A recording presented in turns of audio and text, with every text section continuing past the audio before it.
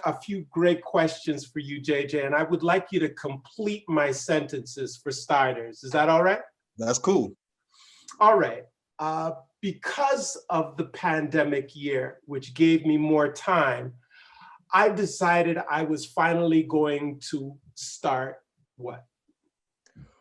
Ooh, I was finally gonna start my pastoral ministry.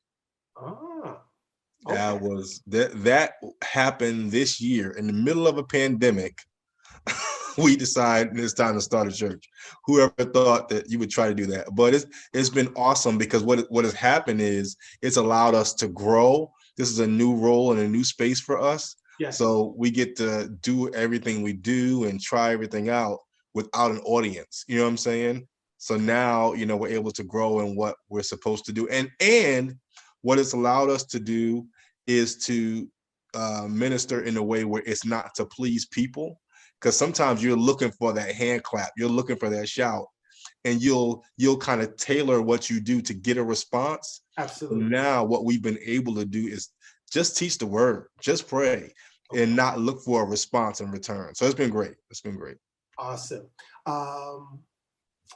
There was one blessing that came along with the lockdown and restrictions as it related to my family and my home. And that was we began to what? Ooh, wow. There's been so many. We began to talk. Okay.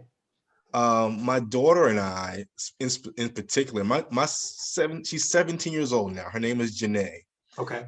And that's a different age, 16 to 17.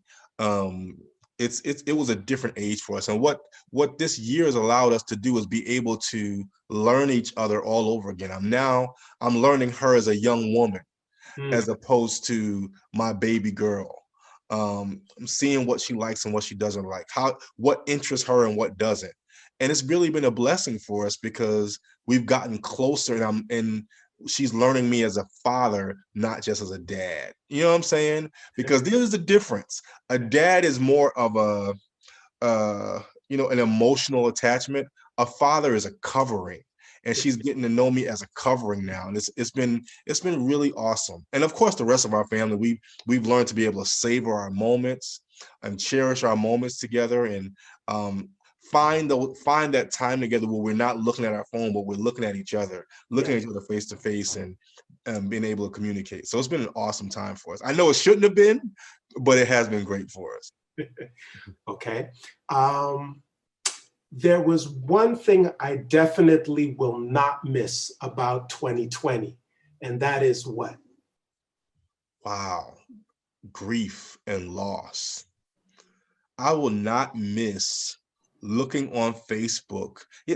Trauma is a dangerous thing. Sure. Because it seems like if I open up Facebook and I see somebody's picture, my automatic response is, oh, I hope they're not dead.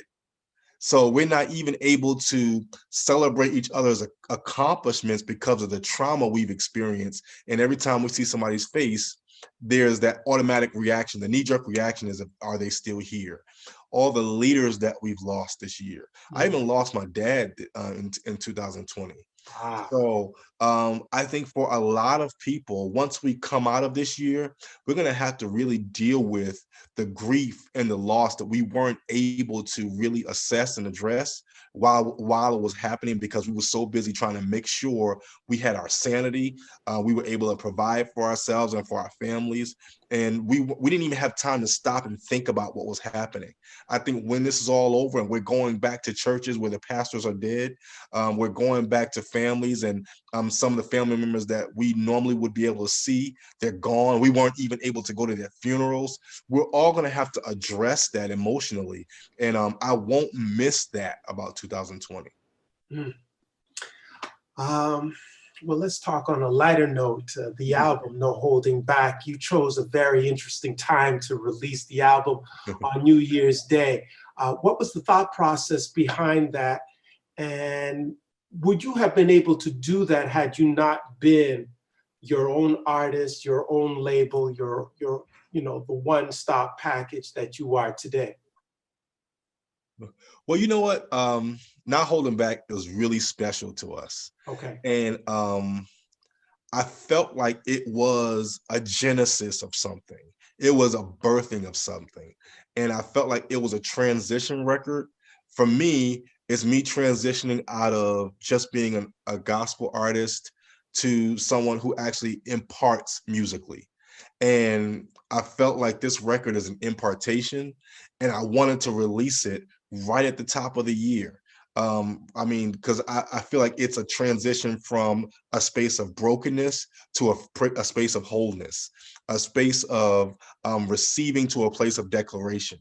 We've received a lot of negativity in 2020, but in 2021, we're declaring that this is going to be a different year. So right at the top of the year, I wanted to release something that you could use in your declaration.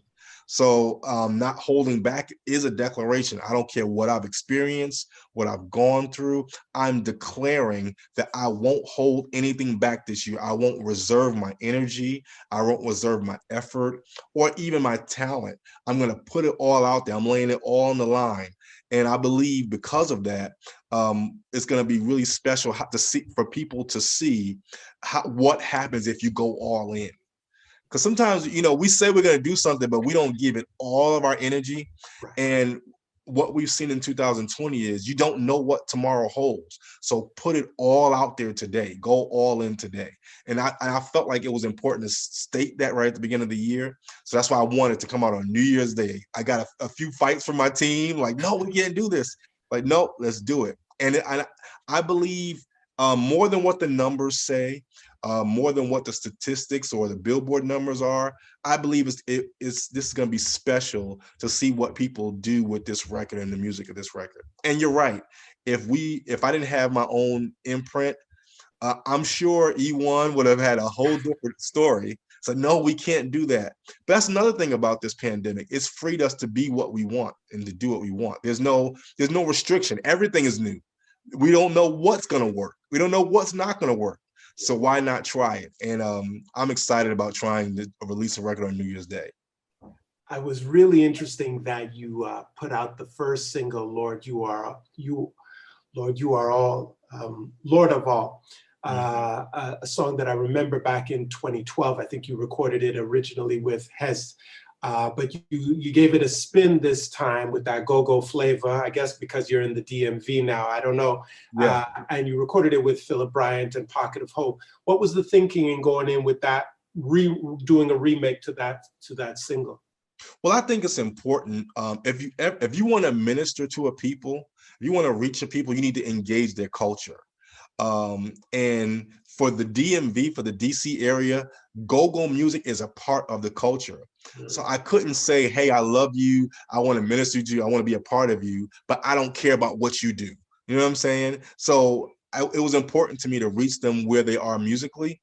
And Philip Bryant and Pocket of Hope in particular, they're a go-go band. It's not like it's, some guys in gospel music will say we're recording a go-go song, but it's really our spin on go-go. Right. But this is really what they do. So, and that was important to me that the music felt authentic. So we recorded this song with them, and Philip Bryant, who's an amazing producer, we got together and put it out. And I'm really happy with the way it came out because it doesn't feel like gospel go-go. It's just go-go with gospel music to it. And I love it.